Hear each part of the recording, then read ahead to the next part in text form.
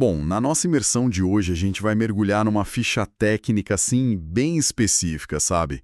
E também nos registros de um aplicativo global de avaliações sobre um verdadeiro peso pesado das cervejas artesanais. Ah, sim. A famosa Centennial IPA lá da Founders Brewing Co.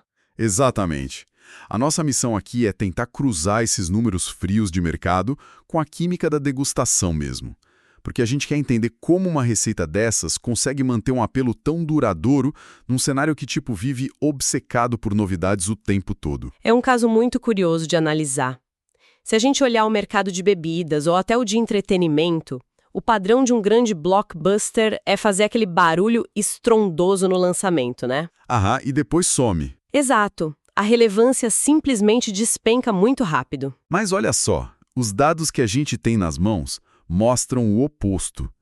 Essa cerveja continua lotando as salas, fazendo analogia com o cinema. É impressionante. Para ter uma ideia, a gente está falando de mais de 539 mil registros totais nesse aplicativo. E o detalhe mais bizarro, mais de 317 mil perfis únicos provando a bebida. Nossa, é uma multidão absurda. É gigantesco. E essa base toda sustenta uma nota sólida de 3,75, apoiada em quase 289 mil avaliações. E sabe o que realmente chama a atenção nessa base de dados? Não é nem só o volume acumulado ao longo dos anos, mas a constância da coisa. Como assim? A métrica atual deles mostra que a bebida mantém uma média de 220 registros todo santo mês. Ou seja, existe uma fidelidade muito ativa. O pessoal continua voltando para essa mesma lata. Isso. Eles ignoram os incontáveis lançamentos da semana e batem ponto na mesma receita. E é aí que eu fico com uma pulga atrás da orelha. A resposta para toda essa fidelidade não parece estar numa campanha de marketing brilhante, sabe? Não mesmo. Porque olhando a ficha técnica oficial da cervejaria, o perfil da bebida foge completamente da ideia de ser algo fácil de beber. A gente tem 7,2% de álcool por volume e um amargor cravado em 65 IBU. E a ficha deles faz questão de destacar o uso massivo de uma técnica de produção chamada dry hopping. Peraí, vamos traduzir essa sopa de letrinhas para quem está acompanhando a gente. Porque 65 de IBU, pelo menos na teoria, soa como uma pancada no paladar. Sou bastante agressivo mesmo. IBU é aquela sigla para medir o amargor, certo? Uma cerveja comum de balcão costuma bater uns 10 ou 15. Pular direto para 65, com quase 7,5 de álcool, tinha tudo para ser intragável. Sim, parece uma receita para dar errado. Então, como é que isso vira um sucesso de massas? E onde entra a necessidade desse tal de dry hopping no meio da história? Bom, o dry hopping é justamente a primeira peça para resolver esse quebra-cabeça. Normalmente, o lúpulo é fervido junto com a mistura da cerveja, né? Esse calor todo extrai os ácidos alfa da planta. Que é o que gera o amargor forte no líquido. Exatamente. Só que o grande problema é que a fervura destrói os óleos essenciais, que são super voláteis e são eles que carregam os aromas. Ah, entendi. Então o dry, que seria o a seco da expressão, significa colocar o lúpulo depois do calor. Precisamente. A técnica consiste em adicionar uma nova carga de lúpulo numa fase mais fria, tipo durante ou até após a fermentação, e isso evita que os óleos evaporem. Faz sentido.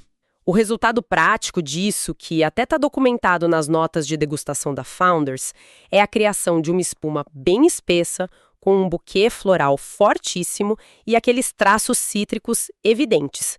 Ganha-se todo o perfume sem injetar mais amargor no líquido. Tá, a parte do aroma ficou clara, mas o número 65 ainda está lá na lata. Sim, o amargor base continua altíssimo. Então, se a gente pensar de forma puramente lógica, tomar um negócio tão carregado de ácido alfa deveria ser tipo mastigar uma aspirina, o que impede a pessoa de fazer careta no primeiro gole. É aí que entra a química da base maltada.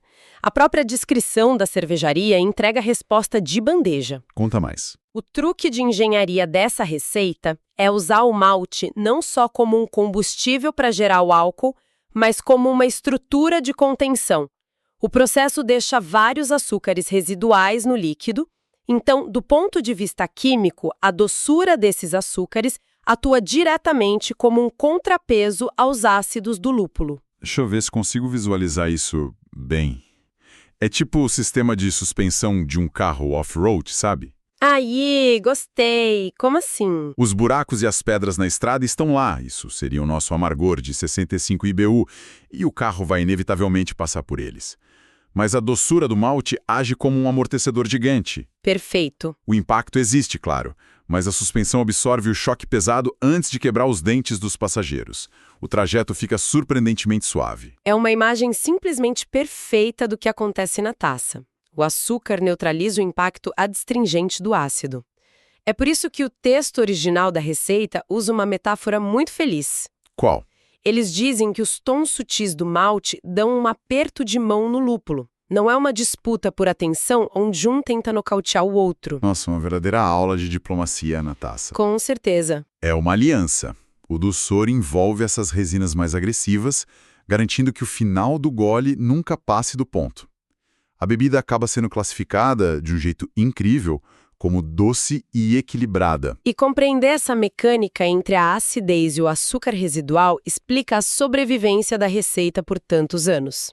Ela não precisa gritar mais alto para se manter relevante, sabe? Ela entrega uma experiência sensorial bem equilibrada através da precisão técnica. O que amarra muito bem o mistério do nosso blockbuster contínuo. Mas olha, toda essa análise acaba nos empurrando para uma reflexão final muito intrigante para quem está ouvindo a gente. Sem dúvida. Se a gente voltasse algumas décadas no tempo, uma bebida com expressivos 7,2% de álcool e 65 de IBU seria considerada um soco no estômago, uma excentricidade absoluta. Ninguém beberia de forma casual. E hoje ela é descrita tranquilamente como doce e equilibrada. Então, até que ponto a biologia do nosso paladar coletivo precisou ser desafiada e transformada para aceitar tamanha intensidade química como nosso novo padrão de conforto? Fica aí a provocação.